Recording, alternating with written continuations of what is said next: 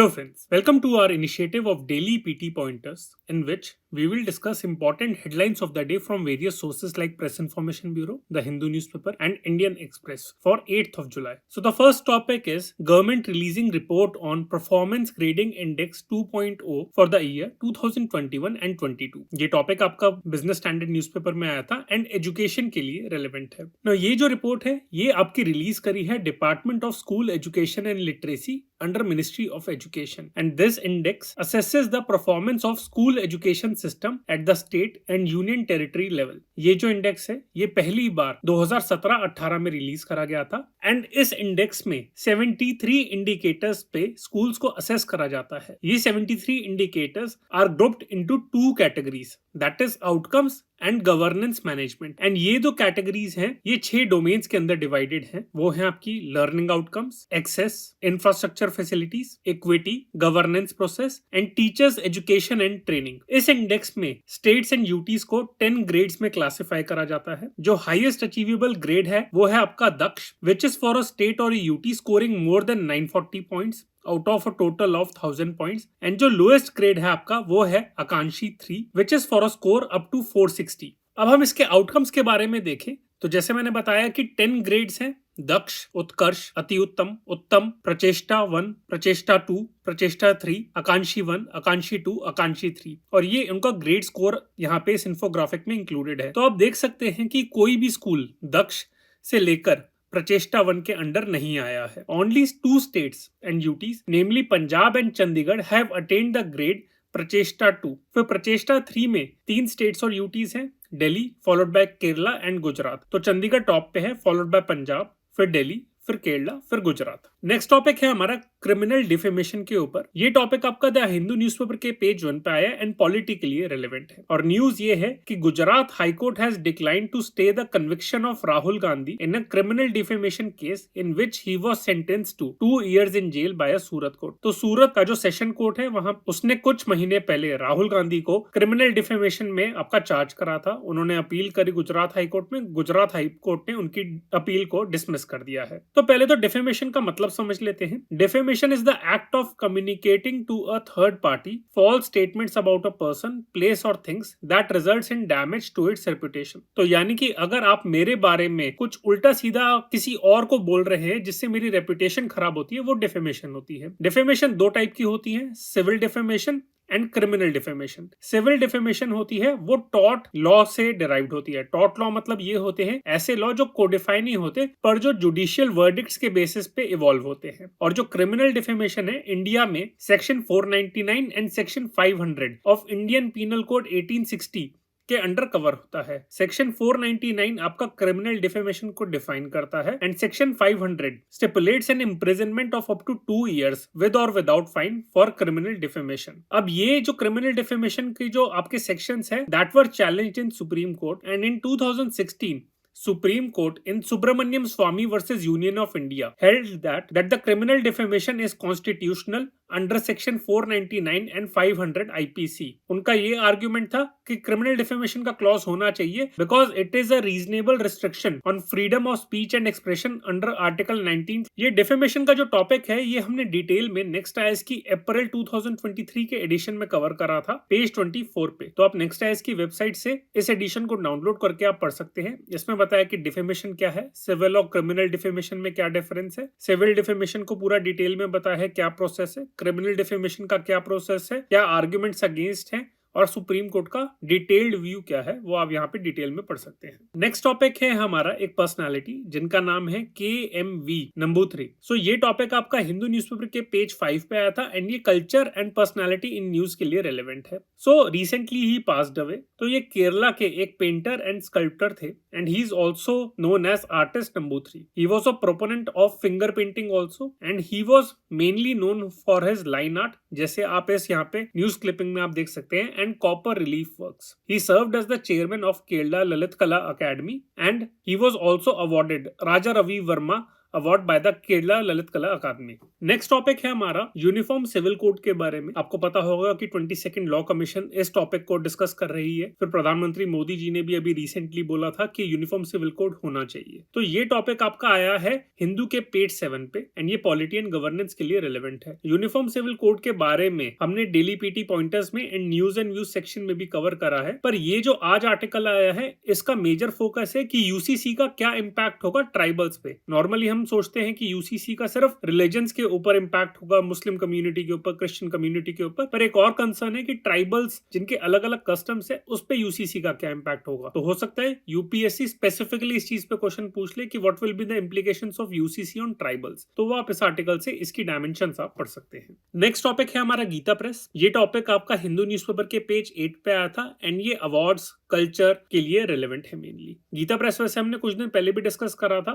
Last महीने हमने जून में, आज दोबारा से डिस्कस कर लेते हैं। तो न्यूज ये है कि रिसेंटली प्रधानमंत्री Modi ji paid a visit to Uttar Pradesh and there he attended the closing ceremony of the 100 years celebrations of Gita Press in Gorakhpur. अभी recently in fact Gandhi peace prize for the year 2021 was conferred on Gita Press. ये जो आपकी प्रेस है 1923 में स्टैब्लिश करी गई थी and it is one of the world's largest publisher having published 16 crore copies of Shrimad Bhagavad Gita. अब गांधी पीस प्राइज के बारे में दोबारा से पढ़ लेते हैं। So it is an annual award which was instituted by the government of India in 1995 on the occasion of the 125th birth anniversary of Mahatma Gandhi. ये उन पर्सनैलिटीज एंड ऑर्गेनाइजेशन को दिया जाता है who promote the ideals of Mahatma Gandhi, and this award is open to all persons and organization regardless of nationality, race, language, caste, creed और gender। इस award में 1 crore rupees का अमाउंट दिया जाता है एंड along with that एक traditional handicraft and handloom की item भी दी जाती है।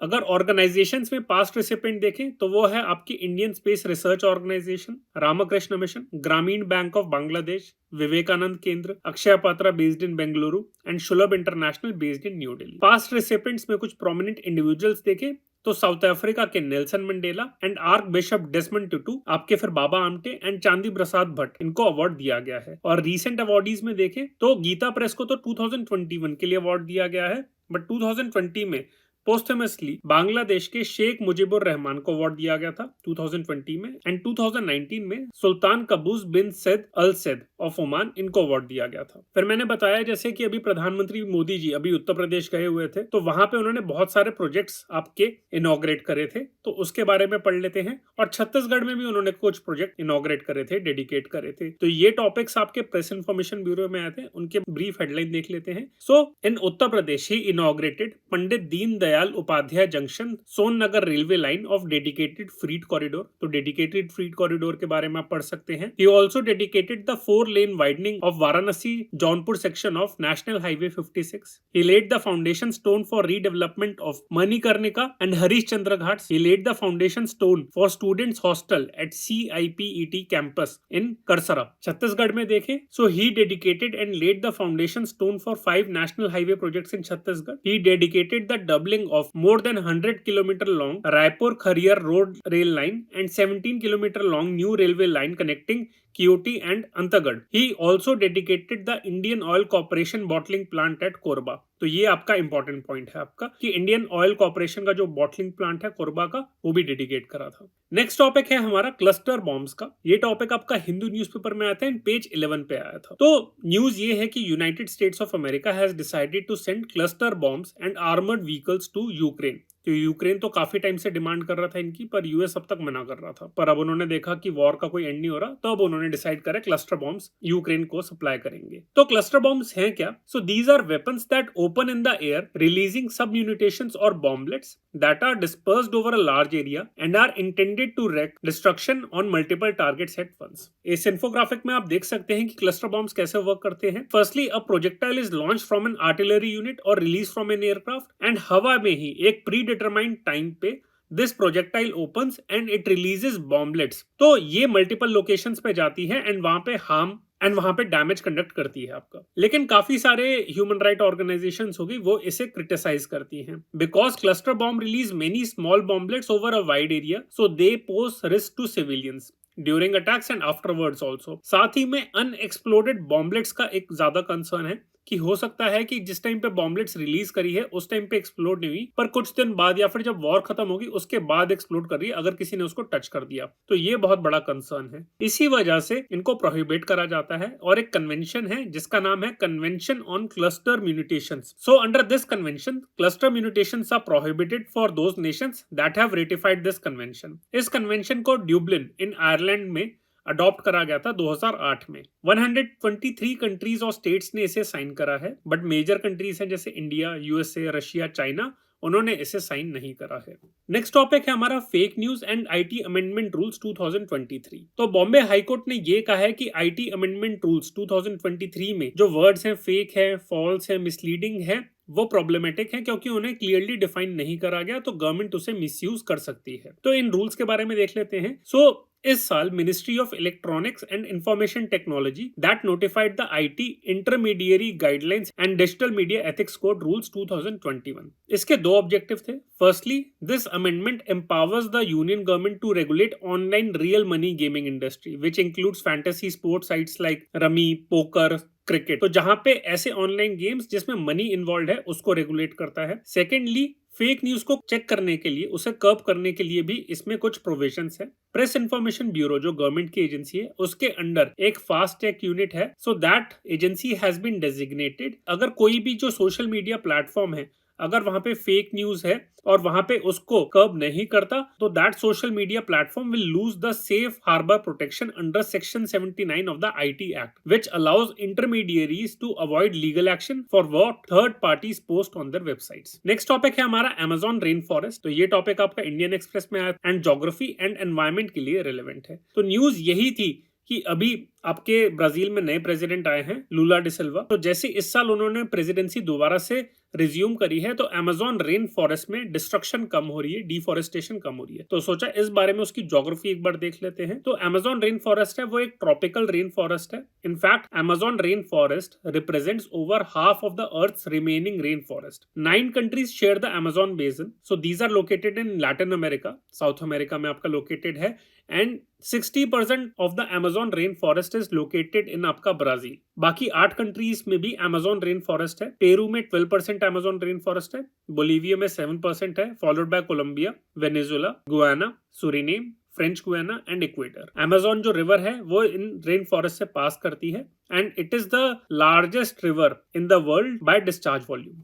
नेक्स्ट टॉपिक है हमारा सुप्रीम कोर्ट का view on standing up for national anthem. तो अभी रिसेंटली भी कुछ लोगों को अरेस्ट करा गया था क्योंकि जब नेशनल एंथम आपका प्ले करा जा रहा था तो उस टाइम पे वो लोग खड़े नहीं हुए थे, उन्होंने रिस्पेक्ट शो नहीं करी, इसी वजह से उनको अरेस्ट कर लिया गया था। तो इसके ऊपर देख लेते हैं कि सुप्रीम कोर्ट ने आज तक क्या कहा है। सो पहली जो मेजर जजमेंट थी वो थी आपकी Bijoe Emmanuel versus state of Kerala in 1986। तो वहां पे सुप्रीम कोर्ट ने कहा था कि अगर कोई भी इंसान जब नेशनल एंथम प्ले करा जा रहा है उस टाइम पे वो खड़ा नहीं हो रहा, रिस्पेक्ट शो नहीं कर रहा, सो उसे हम अरेस्ट नहीं कर सकते, because forcing a person to sing the national anthem violates the fundamental right to religion under Article 25 of the Constitution। इस मैटर को दोबारा से सुप्रीम कोर्ट में लिया गया था एंड 2018 श्याम नारायण चौकसी वर्सेस यूनियन ऑफ इंडिया में सुप्रीम कोर्ट ने अपनी वर्डिक्ट दी थी। 2016 में सुप्रीम कोर्ट ने एक इंटरिम ऑर्डर पास करा था जिसमें उन्होंने कहा था कि सारे सिनेमा हॉल्स में नेशनल एंथम प्ले करा जाएगा before a feature film starts, and जो भी उस टाइम पे सिनेमा हॉल में प्रेजेंट है they are obliged to stand up to show their respect to the national anthem.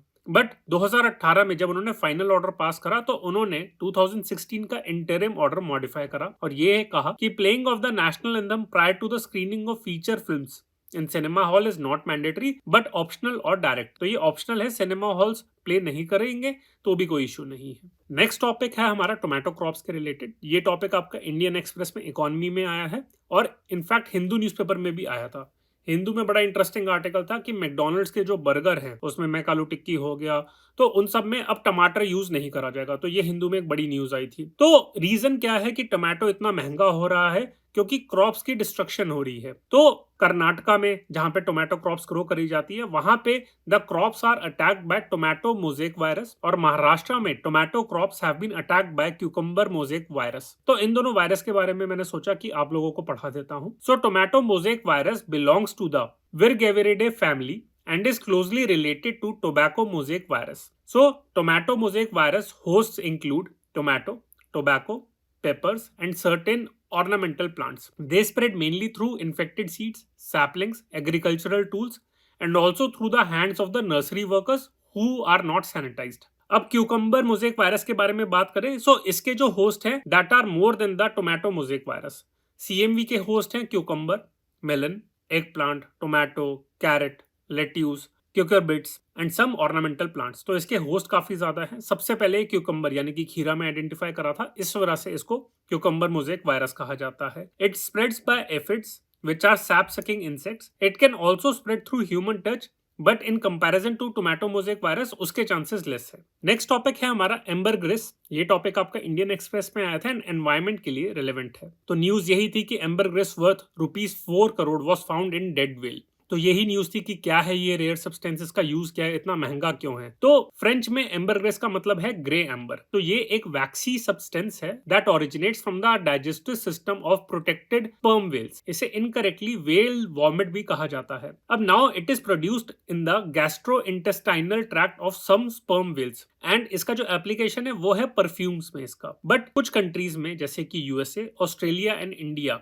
There is a ban on the possession and trade of ambergris. In fact अगर India में बात करें तो sperm whales are protected under schedule 2 of the wildlife protection act of 1972. Next topic है हमारा प्रधानमंत्री गति शक्ति plan. तो ये टॉपिक आपका हिंदू न्यूज़पेपर के पेज 12 पे आया था and general studies paper 3 economy के लिए रिलेवेंट है. न्यूज ये है कि the government of India is planning to allow industry and investors to use data collected under the Pradhan Mantri Gati शक्ति प्लान. क्योंकि बहुत सारा जियो स्पेशियल डेटा गति शक्ति पोर्टल पे है, तो सोचा वो इंडस्ट्री और इन्वेस्टर्स के साथ शेयर करा जाए. इस कंटेक्स्ट में मैं आपके साथ शेयर करना चाहूंगा कि गति शक्ति प्लान है क्या, इसमें क्या क्या टारगेट्स हैं. तो आप इस इन्फोग्राफिक में देख सकते हैं कि मिनिस्ट्री ऑफ रोड्स हो गई, मिनिस्ट्री ऑफ रेलवेज हो गई, civil aviation, port shipping and waterways हो गया, petroleum and natural gas, ministry of power, ministry of renewable energy, department of telecommunication, ये सारी मिनिस्ट्रीज इसके अंदर आती हैं इस गति शक्ति प्लान में. और multi modal connectivity and infrastructure को प्रमोट करना है, उसे बेटर करना है. तो इसमें इस इन्फोग्राफिक में आप इनके टारगेट्स देख सकते हैं. और गति शक्ति प्लान के प्रिंसिपल्स क्या हैं वो आप इस इन्फोग्राफिक में देख सकते हैं. Multi modal infrastructure, last mile connectivity, reducing ecological impact, ये है. और किस तरीके से ये इंप्लीमेंट होता है. Ministry of commerce and industry में एक लॉजिस्टिक्स डिवीजन है, वो इसे इंप्लीमेंट करती है. और क्या क्या स्ट्रक्चर है, एक नेटवर्क प्लानिंग ग्रुप है, एम्पावर्ड ग्रुप ऑफ सेक्रेटरीज है एंड टेक्निकल सपोर्ट यूनिट है. तो ये इसका गवर्नेंस मैकेनिज्म है. तो इसे आप याद रख लेना प्रीलिम्स के लिए. नेक्स्ट टॉपिक है इंडिया श्रीलंका के टूरिज्म रिलेशंस के बारे में. ये टॉपिक आपका हिंदू न्यूज़पेपर के पेज 11 पे आया था and journal studies paper 2 international और जनरल स्टडीज पेपर 3 इकोनॉमी के लिए रेलेवेंट है. न्यूज ये है कि 67th convention of the travel agents association of India was recently held in Sri Lanka. तो travel agents association of India की एक इवेंट है बट वो श्रीलंका में होस्ट हुई थी. तो पहला इंटरेस्टिंग पॉइंट तो यही बन जाता है. दूसरा पॉइंट ये है कि कंसिस्टेंटली श्रीलंका में जो सबसे ज्यादा टूरिस्ट आए हैं वो इंडिया से आए हैं. तो प्रीलिम्स के लिए या फिर मेंस में भी ये पॉइंट यूज करा जाता है. इस तरीके के क्वेश्चन पास्ट में भी पूछे गए हैं, आगे भी पूछ सकता है यूपीएससी. सो फ्रेंड्स, ये हमारी आज की important headlines of the day थी. I hope you liked it. For more updates on current affairs you can follow us on YouTube, Instagram and Telegram. Thank you.